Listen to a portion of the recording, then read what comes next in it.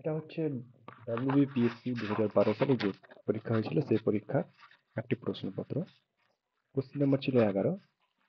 Two matrices A P cross Q. এখানে P হলো A ম্যাট্রিক্সের রো, কিউ হলো এ ম্যাট্রিক্সের column, and B M cross N, M হলো বি ম্যাট্রিক্সের রো আর এন হলো বি ম্যাট্রিক্সের কলম।